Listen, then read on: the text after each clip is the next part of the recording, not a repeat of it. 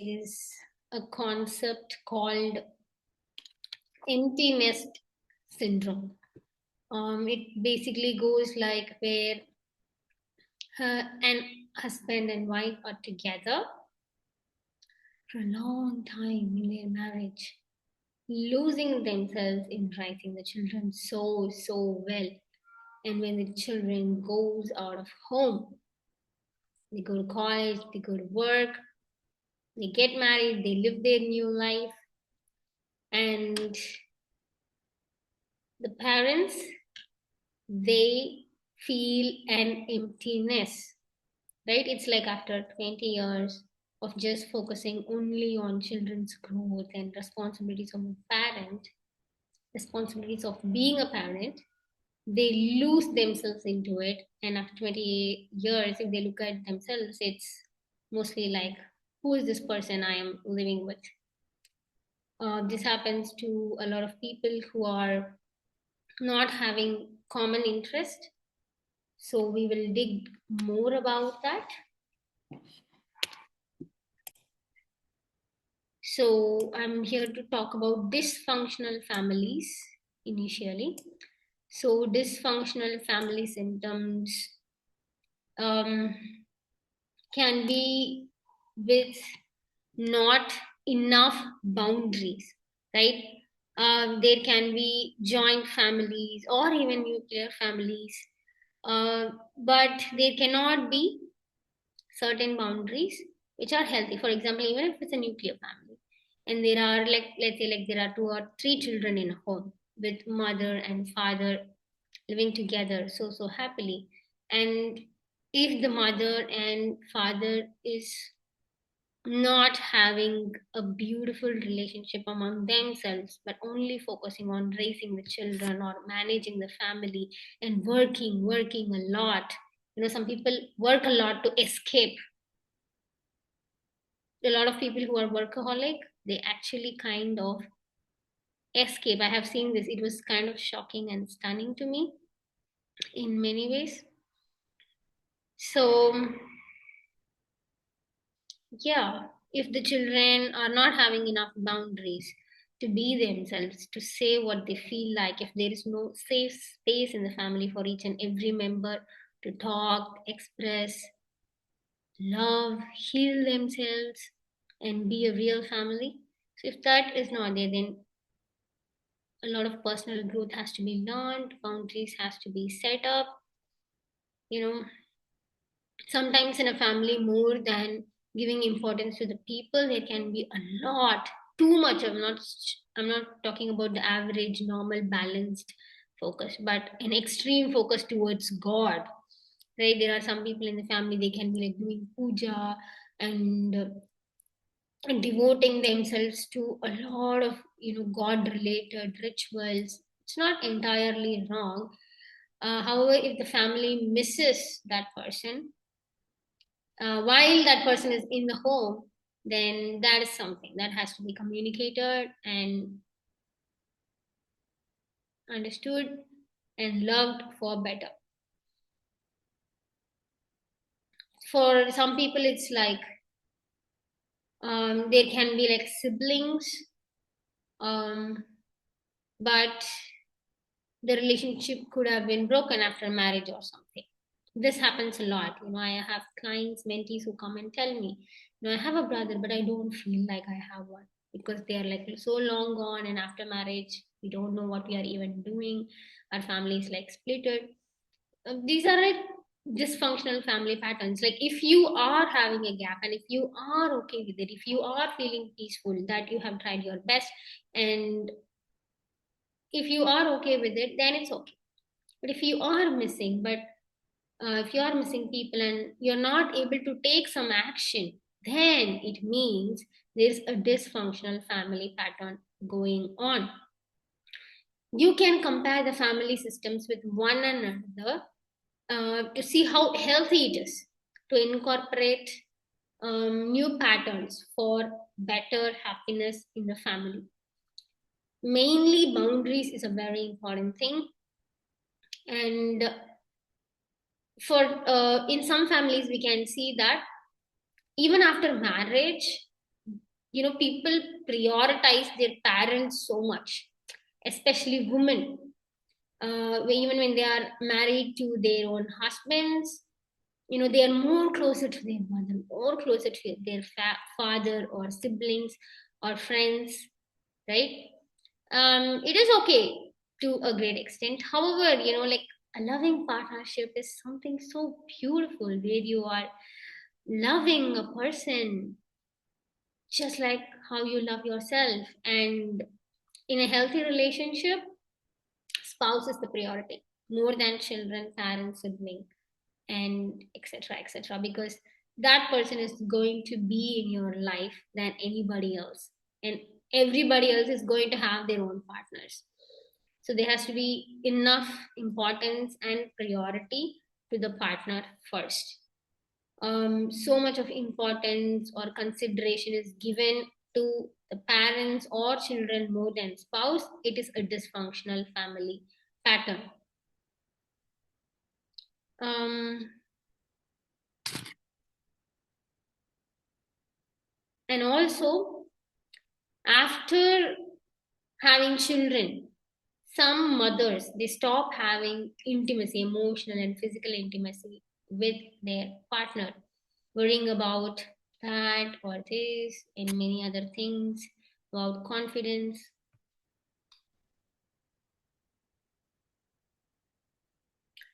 Thanks for your patience. So I was just saying, like, a lot of moms have intimacy issues with their partner after giving birth to their children, right? It's a lot of hormonal change, a lot of worry about how they look, and sometimes there is no enough support to maintain a healthy balance, to sleep well, to eat well, to nurture the child well. There is a lot of extreme level of care and support is needed by the mothers. If not, then the mother can get into postpartum depression, which can create symptoms like anger outbursts, uh, outburst to the people in the family, or even the elder children in the family, or the person not ready to go out, or not feeling confident enough on the way they are looking, not expressing their thoughts, feel like they are lost, and they seem to have a lot of confusion or something like that, then it means that they just need help. Just because someone is so angry or so sad or so depressed doesn't mean that they are bad, right? It's just their state of mind that is bad. And when they are given enough support, care, and love through communication, their needs, their desires, their confusions can be addressed, and the clarity can be improved to live a better life. There is an interesting experiment that is available when it comes to learning relationship. It is called family constellation. Some people say it as Hellinger constellation, and etc. etc. So it has many names. In psychology, like, the concept is same, but the perceptions are different. The people who see it are different, and hence the names are different. And it's all man-made names. And we just need to get to the core of the lesson and understand it and see what we have to take into our um, real life, implement, and move on, and not get confused with the labels or the man-made things. So that in that family constellation, there is an activity where a person can come to know about how they choose. For it is stunning how people don't know what they choose in relationship. Are they prioritizing themselves, or the spouse, or the relatives, or the distant relatives, or the friends, or their children, or their in-laws? That activity gives a lot of clarity, and whoever comes to me with the relationship issues, I help them do that activity, where they change the family system with its own new rules and values for better. And change starts with small steps, slightly better steps. Like, we need not change like from 1 to 50 right away. It can be like 1 to 2, 2 to 3, 3 to 4. So slight better changes, starting small and easy. If anybody else is taking space of the spouse, it has to be changed right away. And There can be small focus changes that can be given to spouse more than children. And we have to remember that children are like guests, right? They are guests in the nest, and they are there. We nurture them, we feel fulfilled, and once it is time for them to go, they can go. We can just let them go without any aggression and trust in us, in them, and in life, that they will be happy forever and ever. So women needs to focus more on the house, little by little, little by little. And it is very important for children, because the children, they don't just listen what we preach, they observe. I mean, we have been children, you have been children, you have been a child, right? So the ways that you have learned is not just how somebody said it, you have observed, right? My mom and dad are not kissing or expressing love in public. Oh, I should do the same. Oh, I see my father prioritizing his parents. Maybe I should do the same. So this is how we derive values and rules from the people around us. However, it can be changed for better to the way you want. Whatever that is making you feel better. I have a comment. I agree with you, sister, but my relationship mainly broken up after 4 years due to cost. I hope trust we give and never get back to me. See, this is why we need to have clarity before dating, right? You need to know like what kind of a person you want to date, what kind of a person you are going to while you date, and what are the conditions that you like, not conditions, I mean like what are the things that you will enjoy, right? If you want to get married to a person in the same caste, say it right ahead, make it the first conversation or something. When I started dating, that's what I did. I didn't do anything with the caste because I know I'm not religious. I wanted a person who is spiritual. I wanted to know a person's life goals and dreams. I wanted to know their habits. I wanted to know about their work, if they are doing what they love to do, if they are happy and optimistic most of the time, are they having love and understanding for each and every human being, are they loyal to me, authentic to me, just the way I want. So these are all the qualities. Some things we cannot compromise, the major things cannot be compromised. Maybe even like some aspects can be compromised a little. The little things which will not stress you much, you can compromise on that. But if it's going to be even a thing that is going to possibly break the relationship, a lot of time, energy, and money will also be wasted. So it is so important that you know the qualities that you want to enjoy with your partner, the activities that you want to enjoy doing together in your relationship. So the more you have clarity and communicate about it clearly, way ahead, bravely, with so much of self-confidence and trust, that even if this person is not working out, maybe someone better is there for me, until you commit to that, commit to a person. So it takes a lot of bravery, and it is possible, it is absolutely possible to be in a loving relationship where you have like the basic qualities you want to enjoy to the fullest. It's absolutely possible. And so coming back to family patterns, right? If it's a very dysfunctional family system, the people in the family, they might start to hate the changes when it's unannounced or abrupt, right? Suddenly, if they have like a son and a daughter-in-law, or a daughter and a son-in-law in a family, and if they suddenly start kissing in front of the family, then it can be like, oh, what's this change? We don't want this in the family. It's not cultural. So you gotta communicate all that way ahead, and see that everyone in the family is impacted positively, right? And if there is going to be any conflicts, then boundaries has to be set and has to be respected by each and every individual. um so dysfunctional family is a group of people in the family, they resist the change, they want to be in the same cocoon, same nest, you know adhering to the rules that was there 50 years ago or 100 years ago, just because it feels safe. And they, tend to cling on to each other, preventing the change on each other, which is kind of toxic. um it can be anything, like, suddenly a wife or the husband who is learning personal growth, and they are getting smarter, they are becoming emotionally intelligent, they are not reacting, they are responding calmly. The spouse might get triggered. Oh, what is this new behavior? Where is he learning from? What can I do? Will he leave me? Will he stop loving me? Right, something like that. Or it can also be because of money in some family systems, like, my sibling is getting richer than anybody else in the family, and I'm like this. It comes because of the comparison issues.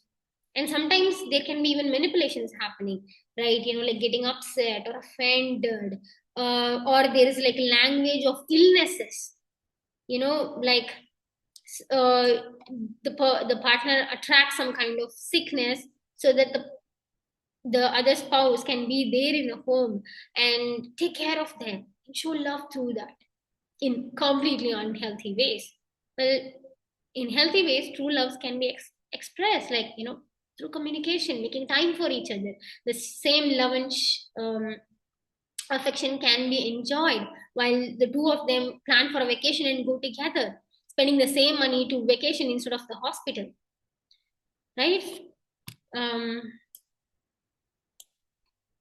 there are some patterns where, um, some men or women, they want like a spouse who's like very nurturing, and this happens a lot where the woman is very nurturing, like a mother to a child in a husband and wife relationship, where I have seen many people. It is just that, it is blindly followed because that is how it has been 25 years ago or 50 years ago or 100 years ago, in the families. So, it strengthens their bond, like, like wife doing all the service, taking care of the husband like a child, strengthening their bond. It's a dysfunctional family pattern in this era, 2024. People, in the marriage, they are equal to one another.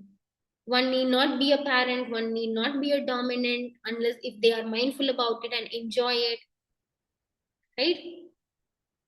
There can be patterns, like where there is this wife is a motherly wife who's nurturing the husband, and when the wife is trying to be more into personal growth, and she's doing a lot of self-help, and she's becoming emotionally intelligent, she perhaps starts a freelancing or a business or similar, and then husband suddenly gets sick and gains the attraction and love from the wife because he wants the attention. Unconsciously, this is all happening unconsciously. It's not even very mindful. So these are like kind of psychosomatic symptoms, basically because of lack of open communication. It's so simple. The husband can just communicate, like, honey, what are you reading? What are you learning? You seem to be acting differently than before. What's happening? Include me in this too. Or why do you think that I cannot do that? You yourself are doing a lot of stuff. Why do you think I wouldn't be supporting you in this journey? Or, it's just communication, brave communication, and not immediately judging the other person just because they are choosing something different, but understanding them, being with them together. That's love. So healthy family patterns, it, balances the safe zone of familiar patterns from the 25 years ago or 50 years ago patterns, and the development to the new generation at the same time. That is a healthy family system where there's a beautiful balance and open communication among parents to children, like among siblings to siblings, or, friends, spouses. Like, there's a beautiful communication. There's a quality time with each other. So, open communication is the main feature of the healthy family. So that's the difference between dysfunctional family system and healthy family system. If you have any questions on any of these, feel free to DM me. I am here to serve. Link in bio if you want to schedule a free call. It's a clarity call. The benefits, the 5 benefits of that call is mentioned in the schedule button in those pages. And people need to understand like why people need a relationship with spouse, especially, right? Why can't they really stick to parents or kids or even in arranged marriages? Like some people, they just stick to their parents and something that they can just stay alone for like ever and ever and ever. This happens in some Western and even Eastern countries. So the true love, in a loving or marriage partnership, the they mirror each other, and the psychological pain, gets unlocked. It unlocks the hidden development areas. And some couples, they have like very painful fights, where they can't even face each other, and they go like on silent treatment or like fighting too much, even like doing like physical fights and ending up in the emergency room, like so much of pain. And people subconsciously choose such kind of partners, from the core of their soul to develop themselves. Some things can seem like it's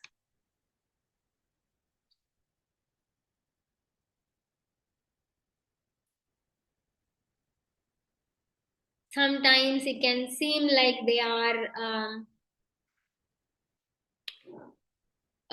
not doing it knowingly or unknowingly. Life has some control, but we people also have some control to take, and where we can mindfully communicate, right? When people live together as husband and wife, they start mirroring each other's psychological health as well. And whatever that is focused in the partner, that is actually the focus area in that person as well. For example, if a person is saying that you are like lying to me, like you're constantly lying to me, you're not authentic, you're not telling me the truth, you're constantly hiding something, it means that that person who is complaining about that also has some of work to do in that area in themselves.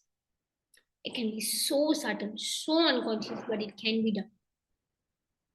And as I also earlier said, like some people just escape. Many people come to me with this issue where they don't focus on their spouse at all. They focus on work a lot, traveling a lot, or kids a lot. And after like 20 years, who's the stranger? My child has gone to the college or work, or my parents are not with me anymore. So the person I'm married to, who is the stranger? Right, when the work or responsibility is over after getting retired. So it can be like a very scared situation to face that new development.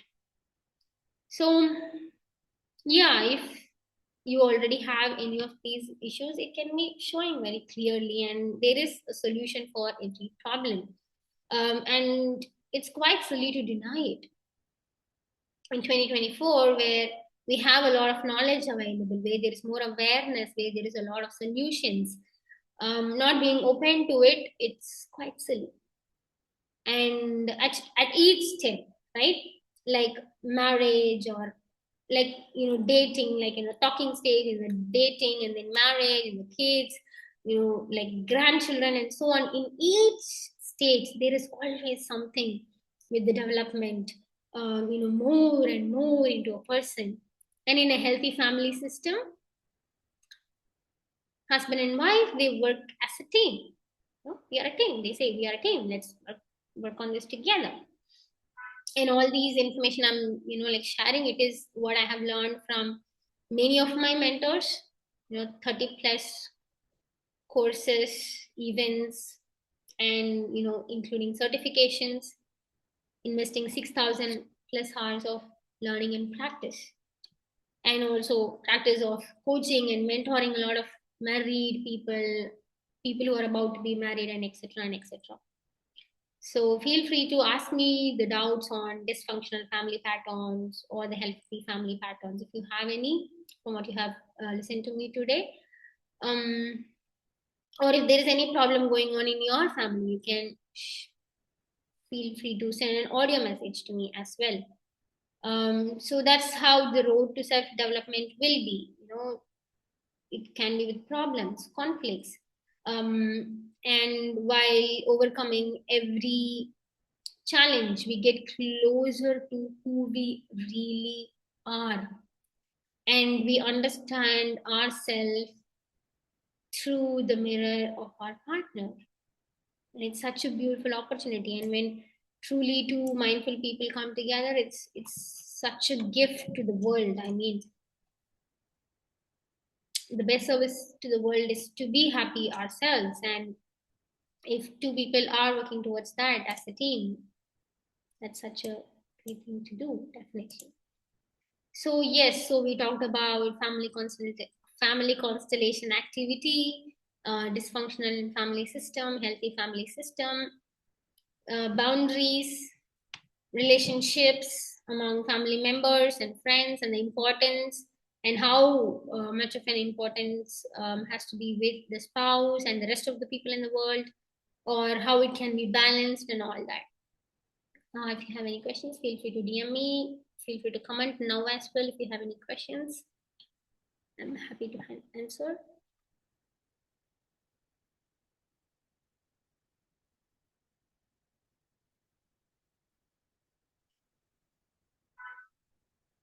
Just a second.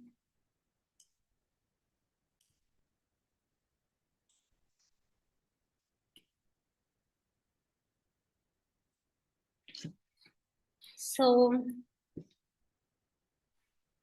in Western world, a lot of divorces happen in the dysfunctional family patterns when there is no enough boundaries or when there is no enough understanding. Um, I'm just reading the comment. Thank you, Shiva. I just joined late. We'll try to watch the recording. Feel free to. I'll definitely try to save it. Hopefully, it will be saved. If you have any questions, feel free to ask me. I think you are in the WhatsApp group as well, so feel free to ask there as well, or even in DM. Um, so see that you're not living like strangers, right? I see a lot of couples um, who are like roommates living together, and the love or the affection disappear, and there is no enough communication to work on it.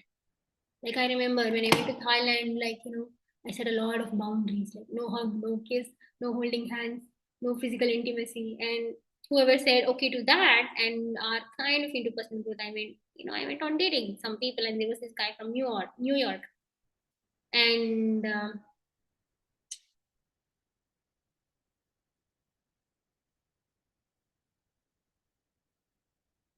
people are different. And he said like he was with his ex, and they were living like roommates, and they were kind of in a situation where like where they didn't know where things are going, and the next stage is to actually propose. But even if he proposed, he don't want the woman to to say yes, and he himself initiated the breakup, and they broke up, and they started living otherwise. And that's how many of the things are. So there has to be a lot of clear communication and common goals and dreams. That is very important. And the values and the importance, how we value things. Some people value family more.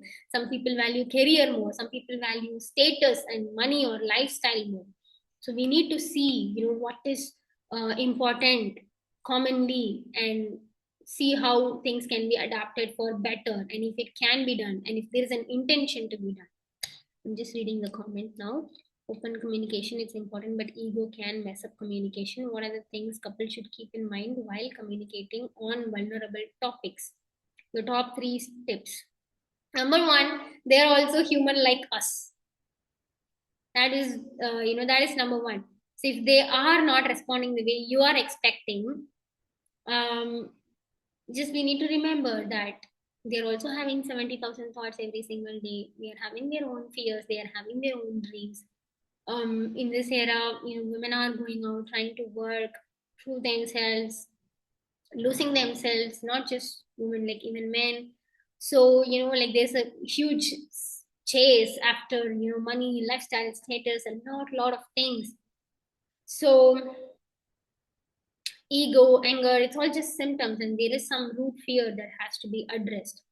So number one is to focus on the things like, that person, my husband or wife or my loving partner, he's also a human like me, right? He also eats like me or poops like me, and like lives like me in this world.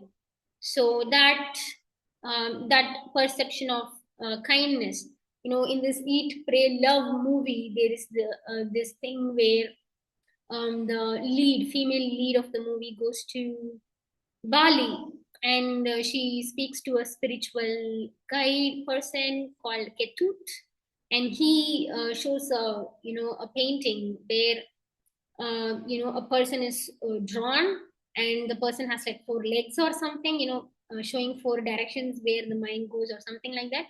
And the eyes were not on the head but in the heart, like in the heart. The eyes were in the heart. The eyes were in the heart.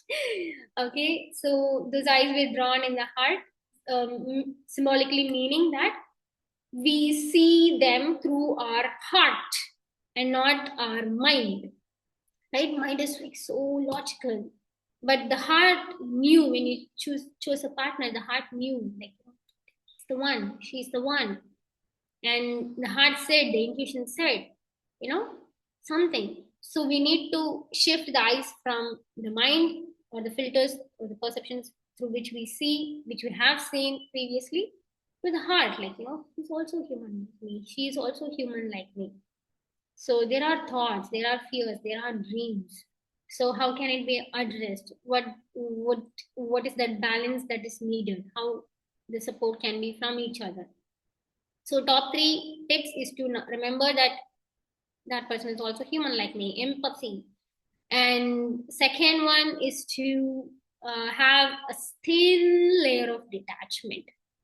We get so much of stress and anxiety when there is so much of importance to one particular result. It happens since our childhood, to exams, to friends, like to have crushes, and then love, and then marriage. Like, we want it, like we hold on to it tightly. I want this only, then I will be happy. Bam, and then life throws something. So life is beautiful, and when we are in the flow with a thin layer of detachment from what we really, really, really, longing for, even if the result doesn't happen, it's okay. Maybe something better is along the way. Like people come to me. Even recently, one of my mentees asked me, like, Shiva, give me proof.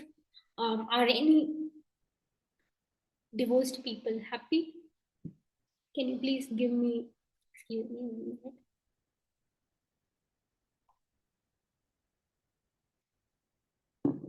She was asking me, are there any divorced people who are happy? Could you please give me some proofs? I was like, no, happy people are happy. The people who do what they like to do, who feel happy for most of the time, they are happy, irrespective of them being divorced or happy. And divorce is actually not a bad thing. Separations can be good if both of the people after separation eventually are going to be happy about that. And if there are no common interests at all, and if there is um, no connection at all, then separation is happier for them. And even if there is or are presence of kid or kids, kids do not learn from preaching. They observe, are the parents loving to each other because they really love each other or not. So they observe, and it's better to be separated and happy rather than being in the same house and fighting with each other without love, without talking. It's really hard for the child because the child loses hope. Like, oh, maybe this is how the world is. Maybe there's no possibility of true love or something. They start to lose hope on that aspect. So, thin layer of detachment. And for that thin layer of detachment, a lot of self-esteem and self-confidence is required, right? Even if this is not working out, I am going to make myself happy. I'm going to do something better to make myself feel better. So when you have a certain level of self-confidence and self-esteem, you will be able to have a thin layer of detachment from the outcome that you want. So number one is empathy, seeing that person is also human like me, has two eyes, one nose, one mouth, one heart, thoughts, signs, psychological results. That person is shaping up their desires because of their life experiences, and I am able to understand that, see that. But understanding is the number one. Number two is thin layer of detachment, which comes from healthy self-esteem. Third tip I can give is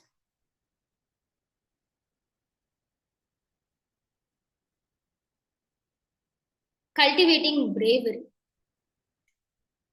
in yourself, like even away from your partner, how brave you are in your own journey towards your own dreams, right?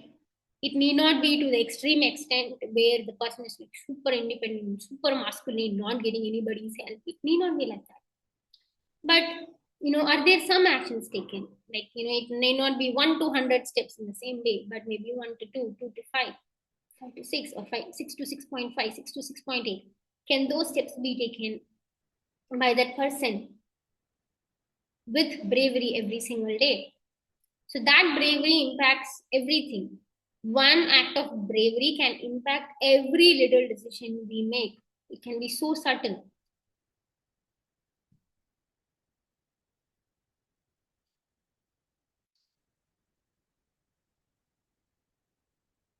Every act of your bravery impacts in every area of your life. Even if you are making a brave step towards your travel, it can impact in your studies, right? Maybe when you travel, you spoke to people and you got hope that life is good, people are good. Maybe in studies, while studying in a college, you might bring in that trust, like, life is good, people are good. So every act of your bravery counts to something. So the more braver you are, life is easier.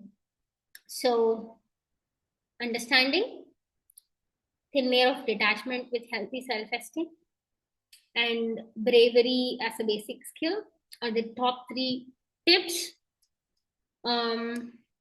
for communicating on vulnerable topics among people in relationship. It can be even husband and wife, or like siblings, like that. I'm reading the comment. Thanks, good points, Shiva. Everyone is going through mental issues. So while one is dealing with their issues, it's easy to forget about the partner's mental challenges. That's so true. And in this world where we are running and chasing after everything, we are choosing that one person to be with all our life. Why not be attentive to them and see them as a part of you, right? If that person is me, um, what would I do? And that also plays a major role, like how you place yourself. If you prioritize your happiness, you will also learn how to prioritize for others eventually. So it is easy to forget, it is hard to remember, but possible through understanding and consistent efforts for a better relationship. So, yes, so see that there is like healthy boundaries. So, even when people are married, there not be a baby in between, sleeping in between husband and wife, where there is like true intimacy is missing, right? Where the husband is far, like even I met one of my friends where the husband is so far and she's so comfortable with her mother taking care of the child, and it's really something to consider with people. And it's healthier, when people go out, when children go out of the home around like 18 or 19 age to live their life on their own. away from their homes, so that they can have a psychological separation. Men from their mother and daughters from their father. When there is a psychological healthy separation, it's very healthy for the foundation of the future healthy family that person is going to create with their spouse. So if you want to know more about family constellation or Hellinger constellation, I can help you with that. You can schedule a free clarity one-on-one call with me with the link in my bio. You can check my website and schedule that. Scroll through the testimonials. If you have any doubts, feel free to ask me. And please ask me everything, because I respond to each and every questions in my DM. And yes, see you tomorrow or soon. See you soon. Wishing you good. Thank you.